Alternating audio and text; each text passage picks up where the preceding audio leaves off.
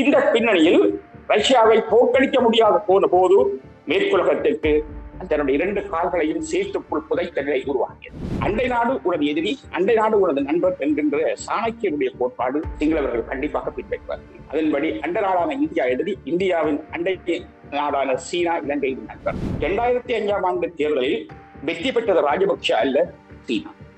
ராஜபக்சாக்களை வெற்றி பெற வைப்பதற்காக சீனா தன்னாலான அனைத்து நடவடிக்கைகளையும் செய்தது.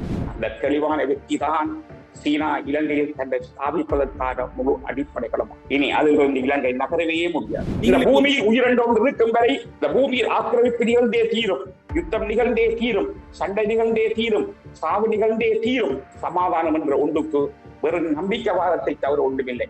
வவுனியா நகரிலிருந்து 18 கிலோமீட்டர் தொலைவில் அமைந்திருக்கின்ற 5 ஏக்கர் 9 பரப்பு நிலப்பரப்பை கொண்ட இந்த மாபெரும் காணி விற்பனைக்குள்ளது.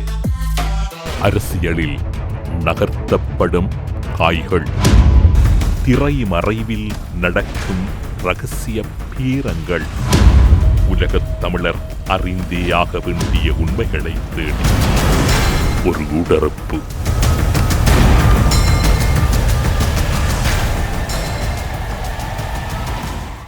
இன்றைய ஊடறுப்பு நிகழ்ச்சியில் எம்மோடு இணைந்து கொண்டிருக்கக்கூடியவர் அரசியல் துறையினுடைய ஆசான் மு. திருநாவுக்கரசு அவர்கள். ஊடறுப்பு நிகழ்ச்சியின் சார்பில் உங்களை வரவேற்பதில் மகிழ்ச்சி. வணக்கம். வணக்கம். இலங்கையில் புதிய அரசு பொறுப்பெடுத்து இன்று மாதங்கள் கடந்து கொண்டிருக்கின்றன. அதனுடைய தேர்தல் காலங்களில் வழங்கப்பட்ட உத்தரவாதங்களுள் அரசியல் யாப்பு திருத்தம் என்பது முக்கியத்துவம் பெற்றிருந்தது. 3/2 பெரும்பான்மையை பெற்றிருக்கக்கூடிய அரசாக தென்னிலங்கையில் பெரும்பான்மையோடு இருக்கக்கூடிய அரசு கூறிய உத்தரவாதம் அரசியல் யாப்பு திருத்தம். அதற்கான வாய்ப்புகள் இருக்கின்றதா? தமிழ் தலைவர்களும் இப்போது அரசியல் யாப்பு உருவாக்கம் என்பது சாத்தியப்பட போகின்றது என்கின்ற கருத்தை மெல்ல மெல்ல ஆரம்பித்திருக்கின்றார்கள் உரையாடுவதற்கு. உங்களுடைய அனுபவத்தில் 3/2 பெரும்பான்மையோடு இருக்கக்கூடிய அனுர அரசு அதற்கான வாய்ப்பை ஏற்படுத்தும்? இல்லை, இலங்கையில் அரசியல் யாப்பு மாற்றம் ஏற்படுவதற்கான வாய்ப்புகள் அநேகமாக இல்லை. பிரதானமாக இன்றைய அரசியல் யாப்பை பேண வேண்டும் என்கின்ற அபிப்பிராயத்தை மகாசங்கமும் இராணுவமும் கொண்டுள்ளன.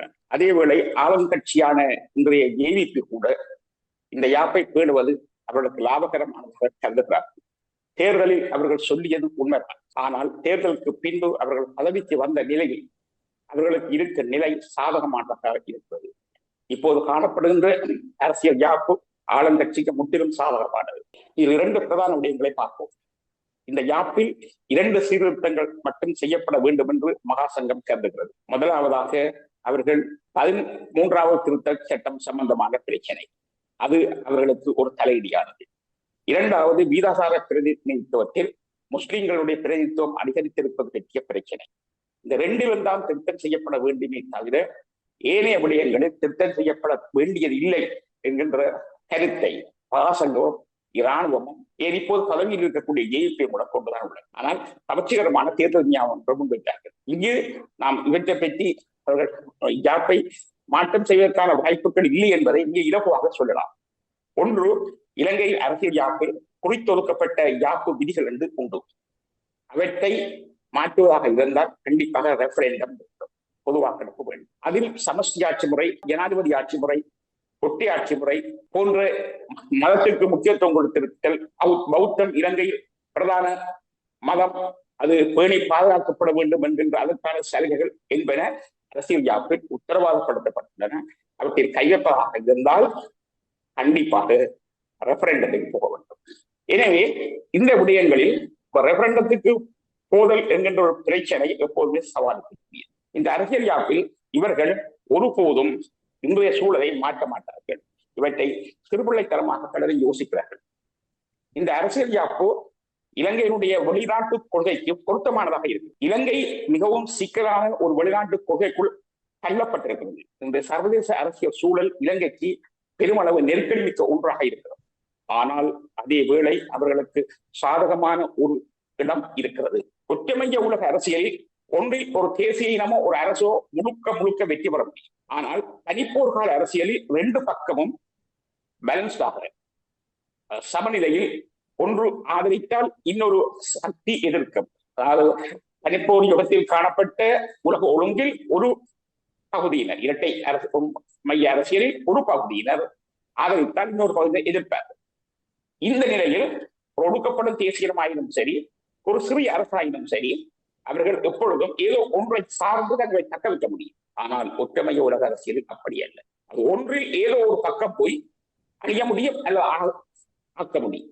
ரஷ்யாவில் 16 துண்டுகளாக ரஷ்யா பிரிஞ்சதற்கு காரணம் அது ஒற்றுமைய உலக அரசியல் வந்தமைதான். எனவே இந்த ஒற்றுமைய உலக அரசியலில் பெறவும் முடியும், அழியவும் முடியும். இவற்றை விரிவாக நாங்கள் அரசு அறிவியல் ரீதியாக மிக நுணுக்கமாக கற்றறிய வேண்டியது அவசியம். இப்போது நான் அதை பற்றி விசாரமாக பேச முடியாது, அப்படி இருப்போம். ஆனால் இப்போது உள்ள முக்கியமான விடயம் என்னவென்றால், ஒற்றுமைய உலக அரசியலுக்கு முடிவு கட்டக்கூடிய வகையில் இன்று 35 ஆண்டுகளின் பின்பு உலக அரசியலில் மாற்றம் ஏற்பட்டுள்ளது. பொருளாதாரம் ஒற்றுமைய உலக அரசியலில் தான் இருக்கும்.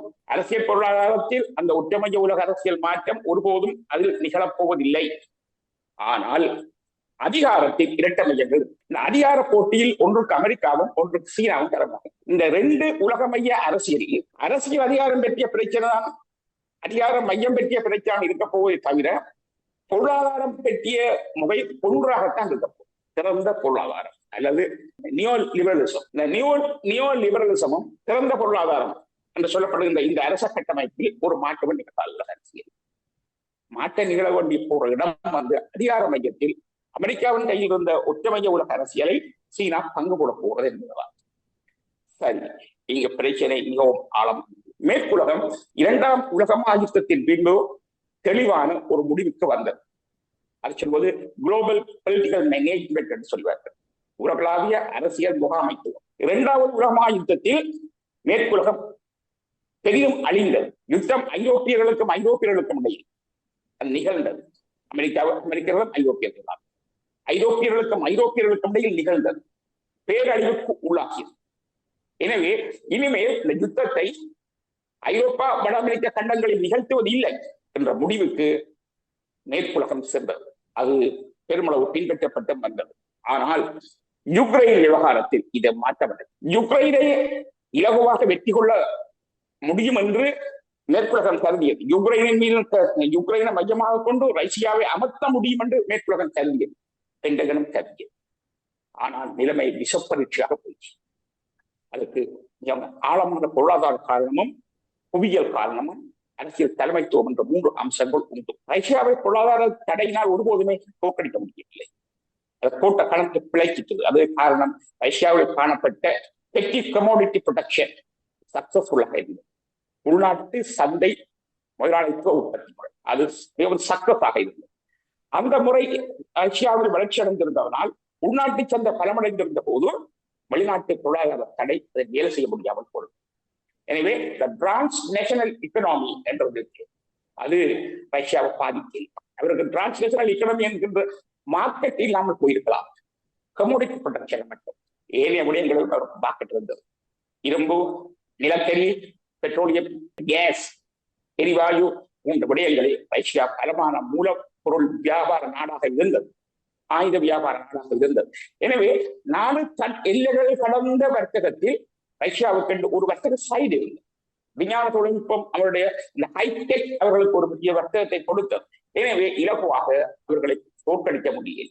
உள்நாட்டில் தோற்கடிச்சிருக்க முடியும் எப்போ என்றால் அந்த பெட்டி கமோடிட்டி ப்ரொடக்ஷன் சக்சஸ் இல்லாவிட்டால். ரஷ்யா பெட்டி கமோடிட்டி ப்ரொடக்ஷனை வெற்றிகரமாக நடந்துச்சு. எனவே உள்நாட்டு சந்தை பலமாக இருந்தது. இவற்றை பற்றி நாங்கள் பின்பு விரிவாக பார்ப்போம். இந்த பின்னணியில் ரஷ்யாவை தோற்கடிக்க முடியாத போன போது மேற்குலகத்திற்கு தன்னுடைய 2 கால்களையும் சேற்றுக்குள் புதைத்த நிலை உருவாகியது. நேட்டோ உருவாகியது, பெண்டகனுக்கு உருவாகியது. அதனுடைய விளைவாக மேற்குலகம் அந்த யுத்தத்திலிருந்து விடுபட்டு ஒரு முக்கியமான இடத்துக்கு வருகிறது. எப்படி மேற்குலகில் ஒரு யுத்தம் நடக்கக்கூடாது என்று முதலில் தீர்மானித்தார்களோ அது சரி என்ற முடிவு. மேற்குலகில் இருந்து அந்த யுத்தத்தை அவர்கள் விட்ரோ பண்ணி வெளியே கொண்டிருக்கிறார். அப்படி கொண்டு வந்தால் இனி யுத்தம் இந்து மாகடலில் தான். இந்து மாகடலை பொறுத்தவரையில் அது பிறப்பு 1 நூற்றாண்டுக்கு மேல் இந்த உலக அரசியலில் முதுகெலும்பாக இருக்கிறது. எனவே அதுக்கான சண்டை தான் பிரதானம். அதுக்கான சண்டையில் ஈடுபடுகிற பிரதான நாடாக, புதிய நாடாக, புதிய உலக வல்லரசாக சீனா வந்துள்ளது. சீனாவுக்கும் அமெரிக்காவுக்கும் இடையில் இந்த பிராந்தியத்தில் கண்டிப்பாக முருகன் நிலைபெறும். அதன் யுத்த நிலைக்கு வரையும் தள்ளப்படும். இங்கதான் பிரச்சனை இருக்கிறது. இலங்கையை பொறுத்தவரையில் மேற்குலகம் இலங்கைக்கு ஒரு கிரீன் லைட் காட்டக்கூடிய நிலையில் இன்று இல்லை. அதாவது பிரித்தானியா இப்பொழுது இலங்கையில் இனப்படுகொலோடு சம்பந்தப்பட்டவர்களை மனித உரிமைகளின் பேரால் அவர்களுக்கு மீது தடை உத்தரவுகளை பிறப்பித்திருக்கிறது. இது ஒரு அபாய எச்சரிக்கை. அது ஒரு செய்தியை சொல்கிறது இலங்கை. அதை பிறகு பார்ப்போம். இங்க முக்கியமான விடயம் என்னவென்றால், மேற்குலகம் தங்களுக்கு ஆதரவில்லை என்ற செய்தியை பறைசாற்றி விட்டது பிரித்தானியாவுடைய அறிவித்தல் மூலம். எனவே இந்த இடத்தில் இலங்கை அணி சாரக்கூடிய வலிமையோடு இருக்கிறது. ஒரு அணி இருக்கிறது, சீனா இருக்கிறது, அது சாய். எனவே இலகுவாக கட்டுப்படுத்த முடியாது. ஒற்றுமைய உலக அரசியல் கட்டுப்படுத்த 2 மையங்கள் தோன்றுகின்ற நிலை இருக்கிறது. இவற்றின் பின்னணியில் தான் இலங்கையினுடைய பிரச்சனையை நாங்கள் பார்க்க வேண்டும். சீனாவை நம்பி இலங்கை அரசு மேலும் மேலும் முன்னோக்கி போகும். அப்படி போக போக மேற்குலகம் ஒரு வினோதமான முறைக்கு வரும். அதாவது மேற்குலகத்தை பொறுத்தவரையில் இலங்கை அரசு மேற்குலகத்திற்கு நட்பு நாடுதான். இலங்கையில் இருக்கும் அரசாங்கங்கள் தான் அதற்கு கிரிட்டிக்கலானது, நெருக்கடிக்குரியது, பிரச்சனைக்குரியது. எனவே தமக்கு சாதகமற்ற அரசாங்கங்கள் இலங்கையில் தோன்றும் போது அந்த சாதகமற்ற அரசாங்கங்களை கட்டுப்படுத்துவதற்கு அவர்கள் பல அரசியல் ராஜதந்திர நெருக்கடிகளை முன்னெடுப்பார்கள். அது ஒன்று இனப்பிரச்சனை. இலகுவானது மட்டுமல்ல, இனப்பிரச்சனை மிகவும் முக்கியத்துவம் வாய்ந்ததும் கூட. நீங்கள் இப்போது குறிப்பிட்டீர்கள், குறிப்பாக ஐரோப்பாவில் மையம் கொண்டிருந்த ஒரு யுத்தமானது இன்று இந்துமா கடலை நோக்கி நகர்ந்திருக்கின்றது. மிக மிக முக்கியமாக பார்க்கப்பட வேண்டிய விடயம். அது மட்டுமல்லாது, கடந்த காலங்களிலிருந்து இன்று வரைக்கும் இலங்கையில் இருக்கக்கூடிய அனைத்து அரசுகளும் சீனாவை நோக்கியே நகர்ந்து கொண்டிருக்கின்றன.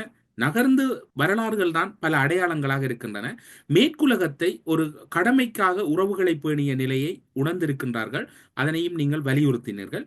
மேற்குலகை பொறுத்தவரையில் அவற்றை தான் கையகப்படுத்துவதற்காக இனப்பிரச்சனையாக இருக்கலாம், இன அழிப்பாக இருக்கலாம், அல்லது ஈழத்தமிழர்கள் மீதான பரிதாபங்களை கைகளிலே எடுத்துக்கொண்டு இலங்கைக்குள் நுழைந்து தான் சாதிக்க செல்கின்ற விடயத்தை விட்டுவிட்டு பின்னர் தான் ஏதோ ஒரு வகையில் திசை மாறி செல்லுகின்ற போக்கு இருக்கின்றது. இந்துமா கடலில் மையம் கொண்டுள்ள சர்வதேச யுத்தம் இலங்கையில் தான் அதனுடைய ஆரம்ப புள்ளி இருப்பதாகவே இப்போது உங்களுடைய பேச்சு மூலம் உணரக்கூடியதாக இருக்கின்றது. அதனுடைய தாக்கம் எப்படி ஆரம்பிக்கப்பட போகின்றது? பெரும்பான்மையோடு இருக்கக்கூடிய அனுர அரசை மேற்குலகம் சமாளிக்கின்ற வல்லமை இருக்கின்றதா, அல்லது அனுர அரசு அதற்கு ஈடு கொடுக்குமாக கருதுகிறீர்களா? நல்லது. இங்க முதல் ஒன்றபடிவாக கேட்டீங்கள், சீனாவை இலங்கை நாடி போக முடியும் என்று. 2019 ஆண்டு இலங்கையினுடைய வரவு செலவு திட்ட விவாதத்தின் போது ஒரு சீனியர் மினிஸ்டர் பேசியிருக்கிறார். The US is an aging power. அது வயதோடு அது கிளர் தட்டி கொண்டு போகும் ஒரு power. China is an emerging power. அது எழுச்சி பெற்று வரும் ஒரு நாடு. 2வது வருஷமும் சொல்லியிருக்கேன். சீனா ஆசியா கண்டத்தில் இலங்கைக்கு அண்மையில் இருக்கிறது. அமெரிக்கா தொலைதூரத்தில் இருக்கிறது. மேற்குலகம் தொலைதூரத்தில் இருக்கிறது. எனவே எங்கள் நண்பர் சீனாவா என்று சொல்லியிருந்தார். இது ஒன்று.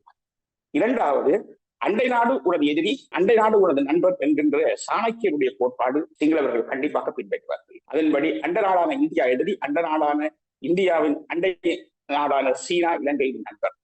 எனவே எல்லா வகையிலும், அதாவது இந்த குளோபல் பாலிடிக்ஸ் எடுத்தீங்கன்னா உலகளாவிய அரசியல் எடுத்தால் சரி, புவிசார் அரசியல் பக்கம் பக்கமாக இருக்கக்கூடிய அந்த ஜியோகிராபிக்கல் ப்ராக்சிமிட்டி என்று சொல்வார், புவியியல் அண்மை தன்மை என்று சொல்வார்கள்.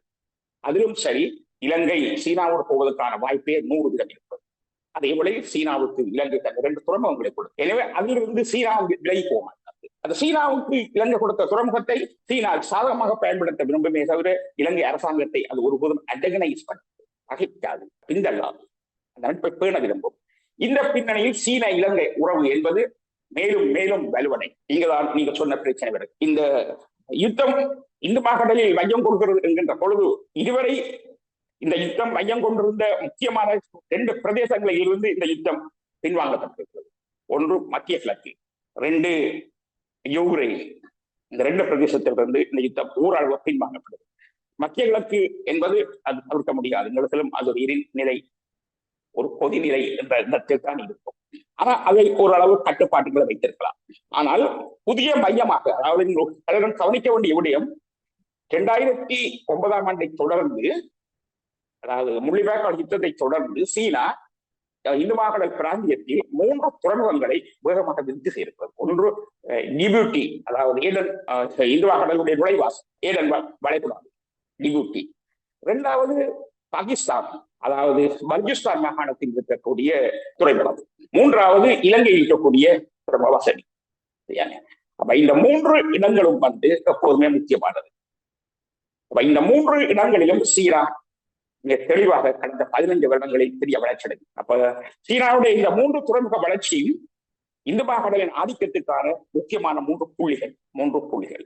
இந்த 3 புள்ளிகளையும் சீனா மிக தெளிவாக தன்னை ஸ்தாபிக்கும் நிலையில் அடைந்திருக்கிறது. இதை அமெரிக்கா கவுண்ட பண்ணாமல் இந்து மாகாண ஆதிக்கத்தை வைத்திருக்க முடியாது.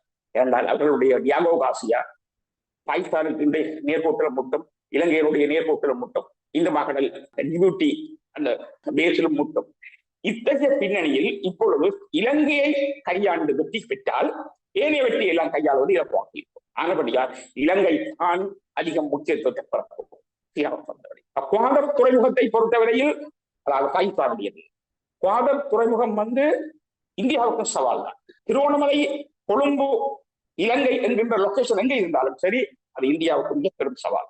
இந்த திருவோணமலை, கொழும்பு போன்ற இடத்தில் சீனா இறுக்கமாக இருந்தால், அம்மாந்தோட்டை இறுக்கமாக இருந்தால், அவை பின்னாலே அவர்களுக்கு டியாகோ கார்சியாவுக்கு சவால். ஏனென்றால் அமெரிக்காவுக்கு வெளியே இருக்கும் அமெரிக்காவின் மிகப்பெரிய நேவல் தளமாக, கடற்படை தளமாக இருப்பது டியாகோ கார்சியா. எனவே அதனை பாதுகாக்க வேண்டிய தேவை இருக்கிறது. இந்த பின்னணியில் இலங்கை அரசியல்வாதிகள், அதாவது இந்த முதிர்ச்சி அடைந்த இலங்கையின் ராஜதந்திரிகள் இருக்கிறார். இந்த ராஜதந்திரிகள் அனைவருமே பெருமளவு ராஜதந்திர தொழிலோடையே சம்பந்தம். அரசியல் அதிகாரத்துக்கு வர முடியாத காஸ்டை சேர்ந்தது. ஆனால் அரசியல் அதிகாரத்துக்கு வர முடியாத சாதியினர் என்னபடி இல்லை. டிப்ளமேட்டிக் சர்க்கிள்ஸ் இருக்கிற அநேகமான நாட்கள் கரவசம். இவர்கள் முதிர்ந்த அனுபவத்தோடு இருக்கிறார்கள். இவர்கள் ஜேஇபிக்கு மிகவும் அந்நியாக, மிகவும் நெருக்கமாக இவர்கள் பலமான ஆலோசனை வழங்கக்கூடியவர்கள். இவருடைய பின்னணி என்னவென்றால், பண்டாரநாயக்கா காலத்தில் ஒரு பாலிசி வகுக்கப்பட்டது, ஆசிய மைய வெளியுறவு கொள்கை. ஆசிய மைய வெளியுறவு கொள்கை என்பது சீன மைய வெளியுறவு கொள்கையாகும். அது இந்தியாவை திருப்திப்படுத்துறதுக்காக ஆசிய மைய கொள்கை இவர் சொல்லி இருக்கலாம். எனவே இந்த ஆசிய மைய கொள்கை என்றதுக்கு பின்னால் இருக்கும் சீனா இருக்கிறதே, அதான் நீங்க கேட்ட கேள்வியிலே எப்போதும் சீனாவை நோக்கி இலங்கை போய்கொண்டிருக்கிறேன்னு சொல்றீங்களே, அதான் நீங்க கேட்ட கேள்வி. இதை பற்றி துண்டு உண்டான விவரங்கள் சொல்ல தேவையில்லை, சரிதானே? நேரத்தை விளங்கி இந்த பின்னணியில் சீன சார்பு அரசியல் போக்கு இலங்கைக்கு பிரதானமானது. ஏனென்றால் அவர்களுக்கு நிரந்தர நண்பனாக சீனா தான் இருக்கும். ஜியோகிராபிக்கல் லொகேஷன் தான் கொடுக்கும். இலங்கை ஒரு லொகேஷன் ஓருக்கு உட்படுகிறது. இதை தமிழ் தலைவர்கள், தமிழ் தரப்புகள் கவனமாக கருத்தில் கொள்ள வேண்டும். லொகேஷன் ஓரக்கூடிய லொகேஷனை நாங்கள் இருக்கிறோம். லொகேஷன் ஒரு உதவி விட்டுக் கொடுக்கணும். சிங்கம்புலி, கரடி, யாரை கூட குருவிகள் கூட தங்களுடைய லொகேஷனை பாதுகாக்கும். நீங்கள் இப்போது குறிப்பிட்டீர்கள், முள்ளிவாய்க்கால் இறுதி யுத்தத்தின் பின்னர் மிக முக்கியமான 3 துறைமுகங்களை சீனா கையகப்படுத்தி இருந்தது. அதனை நோக்கியே சீனா தன்னுடைய வேலை திட்டங்களை ஆரம்பித்திருந்தது. இலங்கை உட்பட 3 துறைமுகங்கள் கைப்பற்றப்பட்டிருந்தன. ஆசியாவிலேயே மிக முக்கியமான 3 புள்ளிகளை சீனா தொட்டிருக்கின்றது என்றால், விடுதலை புலிகளின் மௌனிக்கப்பட்ட பின்னர், விடுதலை புலிகள் இலங்கை தீவிலிருந்து மௌனிப்பை அறிவித்த பின்னர் சீனா ஏதோ ஒரு அரசியல் நகர்வுக்கான ஒரு பெரும் பாய்ச்சலை ரகசியமான முறையில் நகர்த்தியதாக நீங்கள் உணர்கிறீர்களா? நிச்சயமாக. ஆனால் இது தமிழ் தரப்பு தெரியாமல் கண்ணை மூடிக்கொண்டு அல்லது காதையும் கொத்தி கொண்டு இருக்கும் இடங்கள் உண்டு. 2005ஆம் ஆண்டு தேர்தலில் வெற்றி பெற்றது ராஜபக்ஷ அல்ல, சீனா. ராஜபக்சாக்களை வெற்றி பெற வைப்பதற்காக சீனா தன்னாலான அனைத்து நடவடிக்கைகளையும் செய்தது. சீன இன்டெலிஜென்ஸ் அனைத்து வேலைகளையும் செய்தார்கள். இது பற்றி விலாவாரியான தகவல்கள் உண்டு. அன்று அதை பற்றி பேசப் போவதில்லை. 2005ஆம் ஆண்டு காலத்தில் வளைகுடா யுத்தத்துக்குள், அதாவது ஈரான், ஈராக், ஆப்கானிஸ்தான் யுத்தத்துக்குள் அமெரிக்கா சிக்குண்டிருந்த போது, அந்த காலகட்டத்தில் சீனா 2005ஆம் ஆண்டு தேர்தலில் ராஜபக்சக்களை வெற்றிக்கு இட்டு செல்வதுங்கிற கொள்கையில் தெளிவான வெற்றியை பெற்ற அந்த தெளிவான வெற்றி தான் சீனா இலங்கையில் தன்னை ஸ்தாபிப்பதற்கான முழு அடிப்படைகளும். இனி அதிலிருந்து இலங்கை நகரவே முடியாது. அதாவது சாமி வரம் கொடுத்தாலும் பூசாரி இடம் கொடுக்க மாட்டாருன்னு சொல்லுவாங்க. அப்படியே தவப்பட முடியும். அதே வேளையில பூசாரி கைவிட்டாலும் கரடி கைவிடாது என்று ஒரு பழமொழி இருக்கு. எனவே ஒருபோது சீனா கரடி கைவிடாது. எனவே இலங்கையுடைய இனப்பிரச்சனையை இனிமேல் ஒருபோதும் ஈழத்தமிழ் தலைவர்களை அறிஞர்களே ஈழத்தமிழ் சிங்களவர்கள் கூடிய பிரச்சனையாக பார்ப்பதை முற்றிலும் மேல் நோக்கி சென்று அது இந்திய, சீன, அமெரிக்க பிரச்சனையாக பார்க்கவும். எனவே அத்தகைய பரிமாணத்துக்குள் இலங்கை வந்துட்டு, எனவே சர்வதேச ரீதியான பரிமாணத்துக்குள் இலங்கை பிரச்சனை சிந்திக்காவிட்டால் ஒருபோதும் சிந்திக்க முடியாது. 1981ஆம் ஆண்டு இலங்கையில் ஈழத்தமிழர்கள் மத்தியில் சர்வதேச விவகாரம் பற்றிய சிந்தனை வெடிப்பு பெற்றது, திருவளர்ச்சி அடைய தொடங்கியது. வெறும் உள்நாட்டு பிரச்சனை அல்ல என்ற நூல்கள், கருத்துக்கள், செமினார்கள் எல்லாம் 81ஆம் ஆண்டு வெளிவரத்தொடர். குறிப்பாக யாழ்ப்பாணம் மறுமலர்ச்சி கழகத்தை மையமாக கொண்டு இவர்கள் விஸ்தாரமாக வெளியே வந்தனர். இப்படிப்பட்ட பின்னணியில் ஈழத்தமிழர்கள் மத்தியில் அரசியல், புவிசார் அரசியல், குளோபல் பாலிடிக்ஸ், உலகளாவிய அரசியல், குளோபல் பொலிட்டிக்கல் மேனேஜ்மெண்ட், உலகளாவிய அரசியல் முகாமைத்துவம் பற்றிய அறிவியல் வளர்ச்சி ஒன்று இருக்கு. இந்த பின்னணியில் சிங்களவர்களை பொறுத்தவரையில் அரசு இருப்பதனால் அவர்கள் பயன்படுத்துகிறார்கள், தமிழரை பொறுத்தவரை அரசு இல்லாத பயன்படுத்தப்படவில்லை. எனவே இப்போது நீங்கள் கேட்ட கேள்வியுடைய பிரதான இடம் என்னவென்றால், சீனா 2005ஆம் ஆண்டு இலங்கையில் கால் ஊன்றிவிட்டது. அது ராஜபக்சாக்களின் வெற்றியின் மூலம் வெற்றி பெற்றது ராஜபக்சாக்கள் அல்ல, சீனா. அதை சீனா என்று அனுபவிக்கிறது. இனி மேலும் மேலும் போக போக சீனாவுடைய நிலை வளர்ச்சி அடையும். சீனாவின் வெளியுறவு கொள்கையை பற்றி ஆழமாக கட்ட வேண்டும். சீனாவை பற்றி ஒரு நல்ல ஒரு புக் இருக்கு, 100 ஆண்டு கால சீனா வெளியுறவு கொள்கை வரலாறு. இந்த நூல் எனக்கு ஒரு செல்வின் தான் எனக்கு வாங்கி பிரசன்ட் பண்ணியிருக்கார், எனக்கு அன்பளிப்பு செய்திருந்தார். இந்த புத்தகம் ராசியாக யாழ்ப்பாணத்தில சூழல் அழிஞ்சு போயிட்டது. மிகவும் மிக ஒரு நல்ல நூல். அது மட்டும் தான் நூல் என்று சொல்ல வரவில்லை. ஆனால் இப்பொழுது மிகப்பெரிய வெற்றி அடைஞ்சிருந்தார். இந்த பின்னணியில் சீனா கடந்த 100 ஆண்டுகளாக ஸ்டெடியான டெவலப்மெண்ட்டுக்கு போயிருக்கு. அதில் குறிப்பாக 49ஆம் ஆண்டு பின்பு செகண்ட் வேர்ல்ட் வாருக்கு பிறகு சீனாவுடைய வெளியுறவு கொள்கை மிக ஸ்டெடியாக, மிக உறுதியாக இருக்கு. அது சொல்வார்கள், சீனாவோட ஒரு பாலிசி இருக்கு, வூல்ஃப் வாரியர் டிப்ளோமசி என்று. ஓநாய் யுத்த ராஜதந்திரம், வூல்ஃப் வாரியர் டிப்ளோமசி. அதிலே ஓநாய் 400-500 மைல் வரையும் தன்னுடைய குட்டிக்கு இரையை தேடிக்கொண்டு கொடுக்கும். தன் குட்டிக்கு இரை இல்லை என்றால் பாதை தவறாமல் 400-500 மைல் வரை பயணம் செய்து அந்த இதை எடுத்துக்கொண்டு வந்து தன்னை குட்டிக்கு கொடுக்கும். அது தன் இலக்கில் ஒருபோதும் தவறாத பிராணி. சிங்கம் ஒருபோதும் தனித்து வேட்டையாடும், ஓநாய் தனித்து வேட்டையாடும். சிங்கம் பலம் கூட்டமாக மட்டும்தான். ஒரு சிங்கம் ஒருபோதும் பலம் கிடையாது. சிங்கம் கூட்டமாக மட்டும்தான் சிங்கம் பலம். தனிச்சிங்கம் எந்த வகையிலும் பலம் இல்லை. தனிச்சிங்கம் வேட்டையாடுவதும் இல்லை. இந்த நிலையில் சீனாவுடைய அந்த ஓநாய் யுத்த ராஜதந்திரத்தில் ஓநாய் தனித்து நிற்கும். சிங்கத்தோட பலம் வாய்ந்த ஒரு பிராணி வேட்டையாடாது, தனித்திருந்து வேட்டையாடும் பிராணி அது. பின்னணியில் சீனாவின் வளர்ச்சியோடு இலங்கை தன்னை இணைக்கப் போகிறது. இலங்கையை கைவிட்டால் அவருடைய புதிய பட்டுப்பாத வீதியை சீனாவால் டெவலப் பண்ண முடியாது, விருத்தி செய்ய முடியாது. இந்த புதிய பட்டுப்பாத வீதியை டெவலப் பண்ணாவிட்டால் சீனாவில் உள்நாட்டு பண்ட உற்பத்தி, சொல்வார்கள் ரீப்ரொடக்ஷன் என்று சொல்வார். பண்டத்தை உற்பத்தி செய்யணும் என்றால் பண்டத்தை விற்கவன். பண்டத்தை விற்காவிட்டா மீள் உற்பத்தி நிகழாது. மீள் உற்பத்தி நிகழ வேண்டும் என்றால் சீனா பண்டங்களை வெளிநாடுகளில் விற்க வேணும். அப்பண்டங்களை வெளிநாடுகளில் விற்க வேணும் என்று சொல்லி சொன்னால் இந்து மாகடலை அதை பிடிக்க வேணும், இந்து மாகடலை ஆதிக்கம் செலுத்த வேணும் என்று நான் முதல் சொன்ன இந்த கருத்துக்கு வருகிறேன். ஒற்றைமைய உலக பொருளாதாரம் தான் இருக்கு. அது திறந்த முதலாளித்துவ பொருளாதாரம், நியோ லிபரலிசம். அந்த ஒற்றைமைய பொருளாதாரத்தில் சீனா பிரதான பங்காளி. ஈவன் அமெரிக்காவிடவும் அதை முன்னேறி செல்கிறது. இந்த பின்னணியில் சீனாவை கட்டுப்படுத்துவதற்காக ஒரு சிந்தனையில் ட்ரம்ப் நிர்வாகம் ஈடுபட்டிருக்கிறது.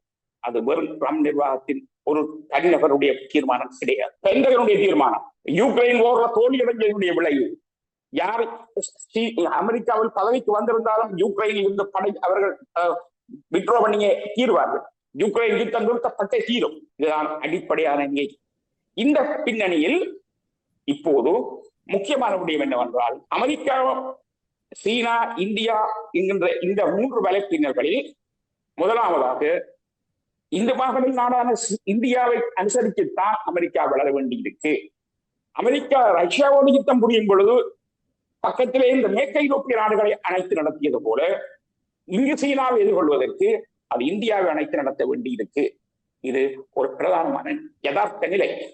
இந்த யதார்த்த நிலையில் நாங்கள் தத்துவங்கள், நம்பிக்கைகள், லட்சியங்களுக்கு அப்பால் யதார்த்தத்தில் எது நடக்கக்கூடியது, நடக்க முடியாதது, தப்பி பிழைத்தல் என்ற கோட்பாடு முக்கியம். திமிங்கிலங்கள் வாழும் கடலில் தான் மீன்களும் சிறுமீன்களும் சுறாக்களும் வாழ்கின்றன. பாம்பு வாழும் புதருக்குள் தான் தவளைகளும் எலிகளும் வாழ்கின்றன. சிங்கம், புலி, கரடி வாழும் காட்டில் தான் முயல்களும் மான்களும் வாழ்கின்றன. எனவே இந்த உலகத்தில் காணப்படும் ஆக்கிரமிப்பு என்பது இருக்கிறதே, இது உயிரியல் ரீதியாக எப்போதுமே உண்மையானதும் அடிப்படையானதும் மாற்றப்பட முடியாது.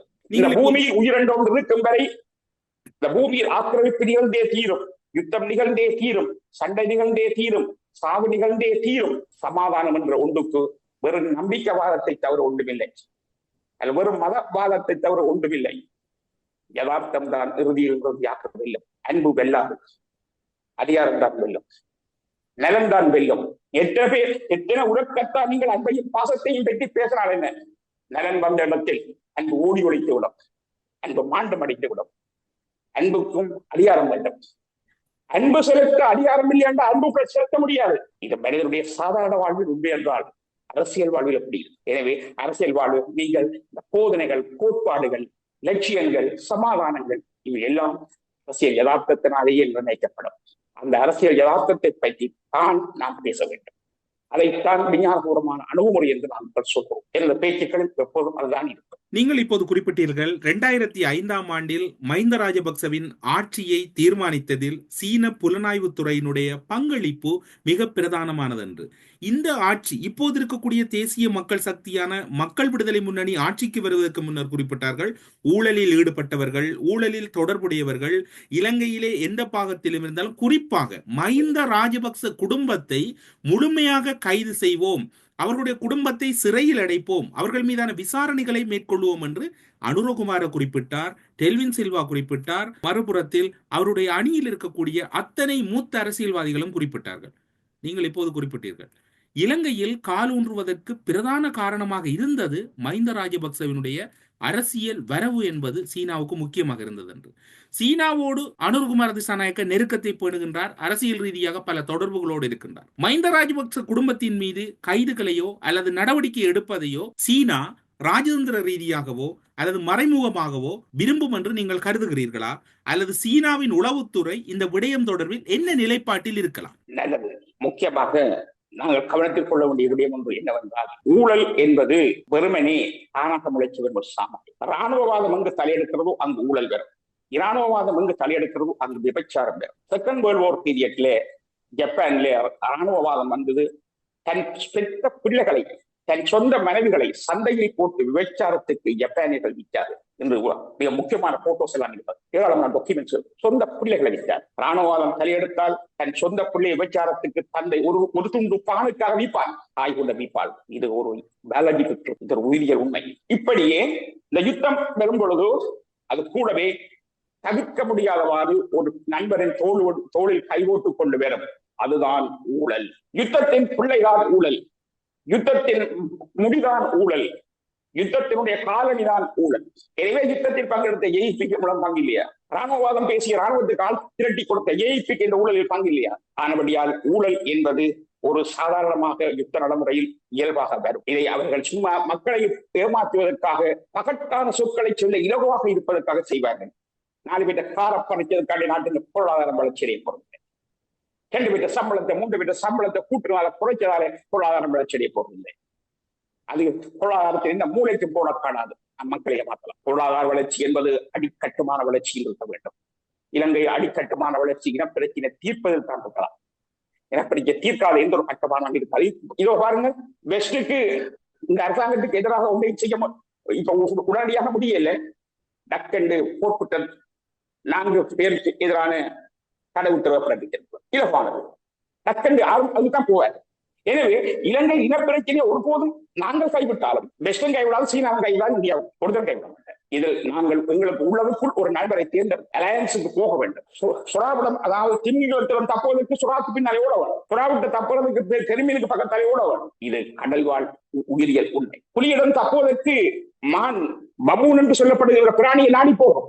புலியிடம் தப்புவதற்கு பபூனும் மான நாடி வரும். என்றால் மான் எங்கு நிற்கிறதோ அங்கு புலி வரும். எங்கு பபூன் மரத்தில் நிற்கும் பொழுது அது சட்டம் போட்டோன்னா மானோட தொடங்கி, புலி மான்ல அல்லது சிங்கம் மான்ல இறக்க வைக்கால் பபூன் முழுக்க தப்பி ஓடிடும். அதே போல பபூன் சட்டம் போட்டா மானும் மத்திய பிராணிகளும் தப்பி ஓடிடும். எனவே புலியிலிருந்து தப்புவதற்கு பபூனும், பபூனிலிருந்து தப்புவதற்கு மானும் ஒன்றோடு கூட்டி சேரும். 2 பேரும் எழுதிய ஒப்பந்தங்கள் கிடையாது. இப்படி வாழ்க்கையில் எல்லா இடங்களிலும் கூட்டுச் சேரல் இருக்கும், அணி சேரல் இருக்கும். பபூனும் மானும் கூட்டுச் சேர்வது போல, புலிக்கும் சிங்கத்துக்கும் எதிராக பபூனும் மானும் கூட்டுச் சேர்வது போல மனிதன் கூட்டுச் சேர்ந்தே ஆக வேண்டும்.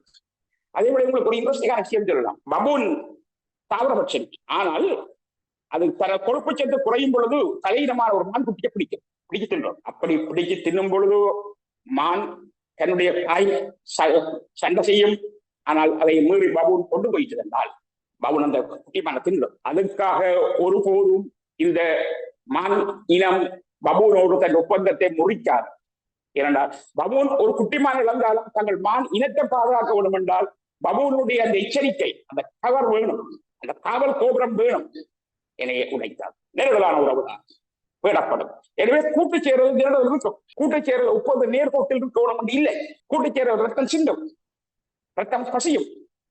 எனவே எல்லாவற்றையும் உணர்ந்து கொண்டு கூட்டு சேரல் போம். அப்படி பார்க்கின்ற பொழுது இந்த பிராந்தியத்தில் வல்லரசுகள் கூட்டு சேரல், இந்த வல்லரசுகளின் கூட்டு சேரலுக்குள் இளைஞருடைய இனப்பிரச்சனையை நாங்கள் எந்த கொண்ட பிளேஸ் பண்ண போறோம். எங்களோட பிரதேசம் வடக்கு கிழக்கு பலரும் பிள்ளையாக கருதுகிறார்கள்.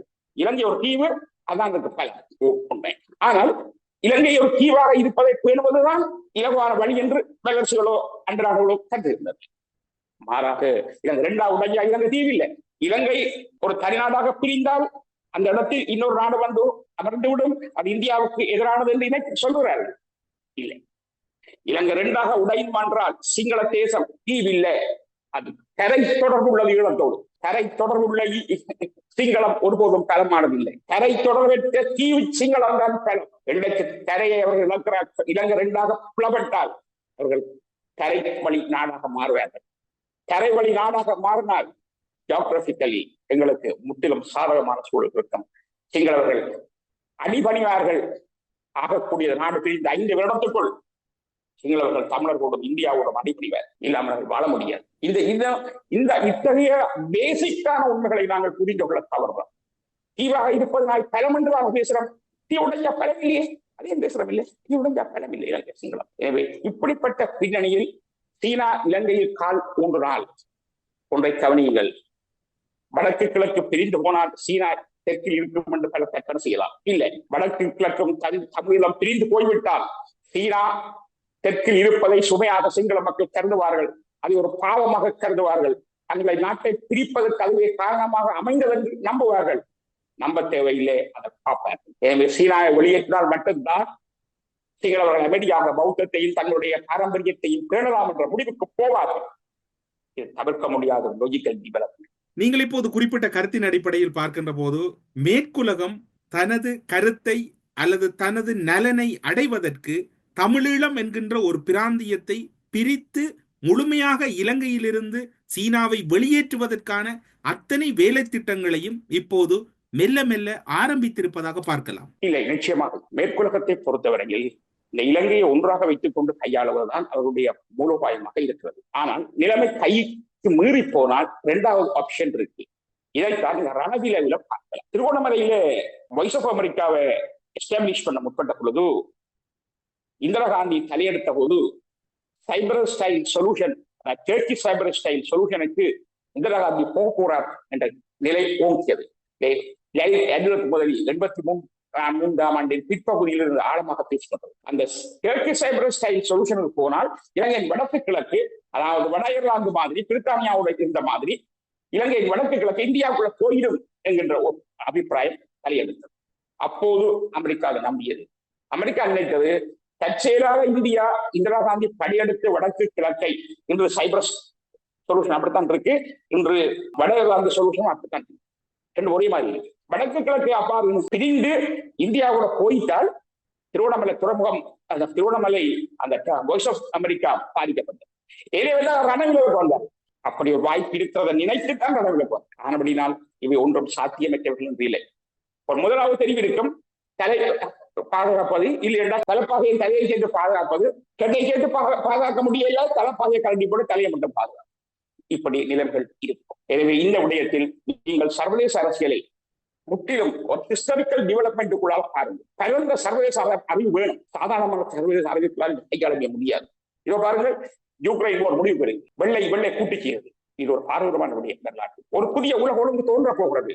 அது அதிகார ஒழுங்கு மட்டும்தான், பொருளாதார ஒழுங்கு மாறாது. இத்தகைய சூழலில் இலங்கை சம்பந்தமான பிரச்சனையில் ஈழத்தமிழர்கள் நித்தனமாக இருக்க முடியாது. ஈழத்தமிழர்கள் மிகவும் சாவதானமாக, மிகவும் மதியோடு இந்த பிரச்சனைகளை ஆராய வேண்டும். நான் சொல்வதுதான், பாம்புகள் வாழும் புதருக்குள் தான் தவளைகளும் வாழ்கின்றன. சிங்கப்புலி கரடி வாழும் நாட்டில் தான் மானும் முயலும் வாழ்கின்றன. எனவே இவற்றுக்குள் வாழ்வதற்கான ஒரு தந்திரோபாயத்தை கற்றுக்கொள்ள வேண்டும். இங்க தர்மம் என்றது கிடையாது. தந்திரம் தான் இருக்கு, யதார்த்தம் தான் இருக்கு. யதார்த்தத்தை மட்டுமே நம்புங்கள். அந்த 3 வயது பிள்ளைய கிழங்கு ஞாயிற்று பக்கம் உண்டு, அப்பா அம்மாண்ட பக்கம் என்று சொல்லும். 16 வயதுக்கு பிறகு கிழங்கு அந்த பிள்ளையாட்ட பக்கம் உண்டு, ஒரு பொம்பளை பிள்ளை பெடி என்ற பேரை சொல்லும், ஒரு பெடியன் பெட்டை என்ற பேரை சொல்லும். 20 வயதுக்கு பிறகு ஆற்ற பக்கம் உண்டு, அந்த பெத்த பிள்ளை என்ற பேரை சொல்லும். பிறகு பேரப்புள்ள பிறந்த பிறகு ஆற்ற பக்கம் உண்டு, பேரன் பேத்தி என்ற பேரை சொல்லும். இங்கே எல்லா காலத்திலும் ஒவ்வொரு பதில் பெறப்பட்டிருக்கு. அந்த எல்லா பதிலும் உண்மை, ஒரு உண்மை அல்ல. எனவே 3 வயது பிள்ளைக்கு அப்பா அம்மா தேவை, அப்பா அம்மா பக்கம் சொல்லும். 14 15 வயது பிள்ளைக்கு காதலன் காதலி தேவை, காதலன் காதலி முக்கியம் என்று சொல்லும். கல்யாணம் செய்த பிள்ளை தேவை, அது பிள்ளையிட பக்கம் என்று சொல்லும். இதான் தர்மம், இதான் விதி, இதான் நியாயம். எனவே இந்த நியாயத்தை தான் நான் நம்புவேன். எனது பல்கலைக்கழக ஆசிரியர் காலத்தில் நான் இதனைத்தான் எல்லா மாணவர்களுக்கும் போதித்தேன். நான் அன்பை கண்ண மூடிக்கொண்டு ஆதரிப்பவன் இல்லை. அன்பு எந்த நேரத்திலும் தூர்ந்து போகலாம், உடைந்து போகலாம். அதிகாரத்தின் முன்னார் என்று சொல்வேன், வசதிகளின் முன்னார் என்று சொல்வேன். அன்பு என்பதே தேவைதான், வர்த்தகம் தான். எனவே இந்த இடத்தில் நாங்கள் ஒரு தனிமனித வாழ்வில் இருந்து உலகளாவிய வாழ்வு வரையும், உலக அரசுகள் வரையும் இந்த கோட்பாட்டின் மீது நம்பிக்கை வைக்க வேண்டும். அதன்படி ஈழத் தமிழர்கள் ஒரு தர்மத்தை நம்பாமல், ஒரு அன்பை, ஒரு கருணையை, யாருடைய தானங்களையும், யாருடைய தங்க தாம்பாளங்களையும் நம்பாமல், யதார்த்தத்தை கையாளுதல், சாதகமாக எதனை கையில் எடுக்க முடியும் அதனை கையில் எடுத்து தக்க வைத்தல் என்னும் தந்திரோபாயத்தின் கீழ் மட்டும்தான் ஈழத்தமிழருக்கு எதிராக இருந்தது. இந்த நிலையில் எய்பிஎல் பிரச்சனையை நாங்கள் மிக ஆழமாக பார்க்க வேண்டும். எய்பி இலங்கை அரசியல் ஜாப்பை கொண்டு வராது என்று நான் திட்டவட்டமாக சொல்லுவேன். அது தமிழ் தலைவர்கள் யாராவது அரசியல் ஜாப்பு பின்னால் போனா ஒன்றை நான் தமிழ் தலைவர்களுக்கு சொல்லுவேன். நீங்கள் சமஸ்தியான கூறுவீங்கள், செல்வநாயகம் கொடுத்த சமஸ்தி மாதிரி அரசியல் ஜாப் இருக்கு 72ஆம் ஆண்டு, அதாவது ஸ்ரீமாவோ பண்டார நாயக்கான கையெழுத்தது ஒன்று இருக்கு. அதுக்கு பிறகு இந்த 3 தமிழ் அமைப்புகள் 3 அரசியல் ஜாப்பை சமஷ்டி வெற்றி 3 கோரிக்கை வச்சிருக்கிறீங்க. இது போதும், இதுக்கு மேல நினைக்கிறாங்க. இதை கொடுத்து போட்டு இங்க நேரடி போராட்டம் ஈடுபடுவோம். தீர்வு வேணும், சமஷ்டி வேணும். பாராளுமன்றத்தில் ஒரு நாள் வெல்ல மாட்டீங்க. ஏன் தெரியுமோ, அந்த எத்னிக் காம்போசிஷன் இருக்கு, அந்த மெஜாரிட்டேரியன் எத்னிக் காம்போசிஷன் அங்க இருக்கு. அந்த மெஜாரிட்டேரியன் எத்னிக் காம்போசிஷனுக்கு உள்ள ஒருவர் நாங்க வெல்ல மாட்டோம். 20 சீட்டா நடக்கும் மேக்சிமம், ஒன்றும் செய்ய முடியாது. எனவே அந்த நாடாளுமன்றம் என்பது கம்போஸ் பண்ணப்பட்டிருக்கிற முறையே தமிழகத்துக்கு எதிரானது. இது ஒரு குழந்தை பிள்ளை கூட புரியாது.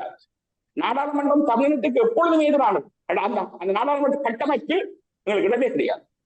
அரசியல் ஜாப்பு பற்றிய ஆய்வை தமிழர்கள் மிக தெளிவாக ஒரு புதிய கண்ணோட்டத்தோடு பார்க்க வேண்டும். அரசியல் ஜாப்பை பற்றி நான் என்னுடைய மாணவர்களோடு விரிவாக பேசுவதுண்டு. எனது மாணவர்களுக்கு அரசியல் ஜாப்பை பற்றி பெருமளவுக்கு அல்ல சுமாட்டா நுழைவு உண்டு. இதை எங்கள் மக்கள் மத்தியில் கொண்டு போக வேண்டும்.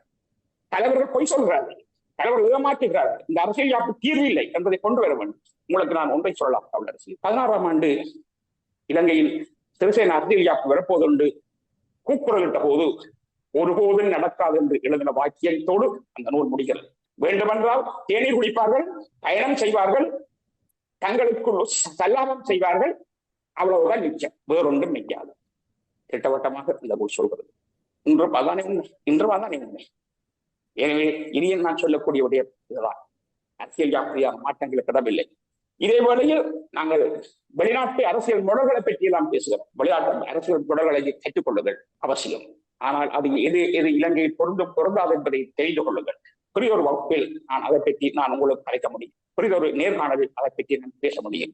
ஊடறுப்பு நிகழ்ச்சியில் இணைந்து கொண்டு சர்வதேச அரசியலில் ஈழத்தமிழர்களின் பங்களிப்பும், குறிப்பாக உலகளவில் ஏற்பட்டிருக்கக்கூடிய சர்வதேச மாற்றம், இப்போது சர்வதேச அளவில் இடம்பெற்று வருகின்ற முக்கியமான விடயங்கள் என்று பல விடயங்களை சுட்டிக்காட்டியதோடு, ஒற்றை மைய அரசியலின் முக்கியத்துவமும், ஐரோப்பாவில் மையம் கொண்டிருந்த மைய அரசியலானது அல்லது யுத்தமானது ஆசிய பிராந்தியத்தில் மையம் கொண்டிருக்கின்றது, குறிப்பாக இந்துமா கடலில் அகன்று நகர்ந்து கொண்டிருக்கின்றதனுடைய சூழ்நிலையும், சீனாவினுடைய ஈடுபாடும், தமிழீழம் என்று ஒன்று பிரிகின்ற போது சீனாவினுடைய மனநிலை சிங்கள மக்களால் எப்படி பார்க்கப்படும், எதிர்வரும் நாட்களில் தமிழ் சமூகம் எப்படி தம்மை தகவமைத்துக் கொள்ள வேண்டும் என்கின்ற மிக முக்கியமான கருத்துக்களை ஊடறுப்பு நிகழ்ச்சியின் வாயிலாக பகிர்ந்து கொண்டமைக்கு சிறப்பு நன்றிகளோடு உங்களிடம் விடைபெற்றுக் கொள்கிறோம். நன்றி, வணக்கம்.